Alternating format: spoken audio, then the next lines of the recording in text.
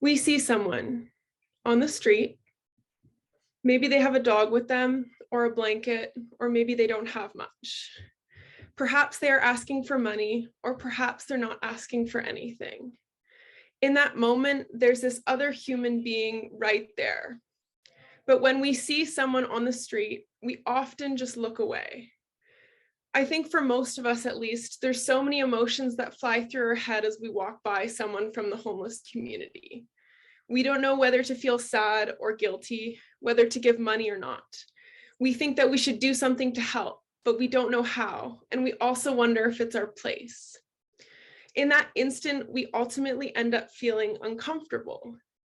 So we look away, or we pull out our phone. We avoid that feeling of discomfort. And that's normal.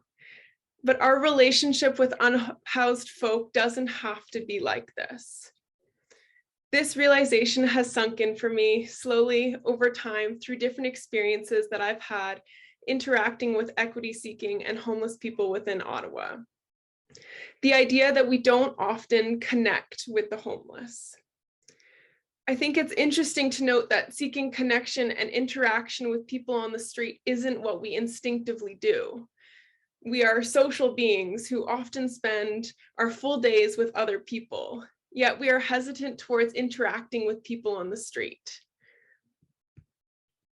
And that's normal, and it's because it's difficult, even if it's such a simple gesture.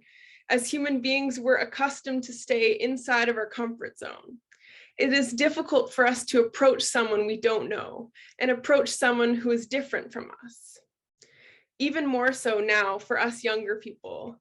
According to the Anxiety Disorders Association of Ontario, anxiety disorders are one of the most common mental health issues for youth, with social anxiety disorders as a large contributor. And with increasing levels of technology, it's difficult for us to talk to people we don't know, to empathize, or even just look someone in the eye. So why? Why is this idea of changing our mindset towards connecting with the homeless worthwhile, especially if it's something difficult, something that forces us to go outside of our comfort zone? It's because this small, simple change of mindset can have such a positive impact on both ourselves and our unhoused folk. And I've had the opportunity of seeing the effects of this change of mindset through various experiences that I've had interacting with people from the homeless community. I began embracing this idea of trying to connect and interact with the homeless with intention in small ways. I started smiling at our unhoused folk, saying hi and wishing them a good day, or learning their name. My mom and I started creating and carrying around small bags called giving gerties that had food and other small items inside to be given out to members of the homeless community as a gesture of kindness and compassion. And we were able to see that there was power in this change of mindset. I don't have formal academic research to back this up, but I have been very grateful to have had some profound experiences with members of the homeless community to back up this idea. There was one time when I was driving, my mom was in the passenger seat and my sister in the back seat, who was 10 years old at the time. We came up to a red light and there was a man asking for money.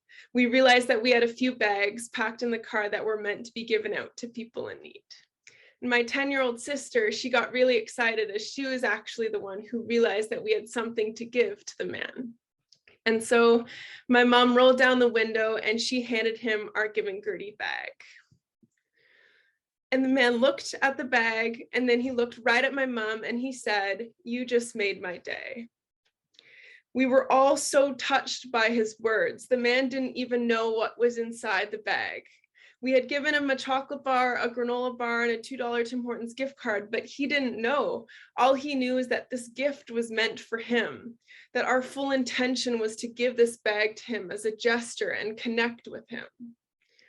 So this idea of changing our mindset towards connecting with the homeless embodies the notion that it's not always about what we give. It's just about giving with full intention and giving with kindness and empathy. We don't always have the capacity to give big things to our unhoused community. to donate amazing amounts of things. Don't get me wrong, we still need financial support and donations to assist our unhoused community. And there's so much value in those big gestures to help close the gap of inequality.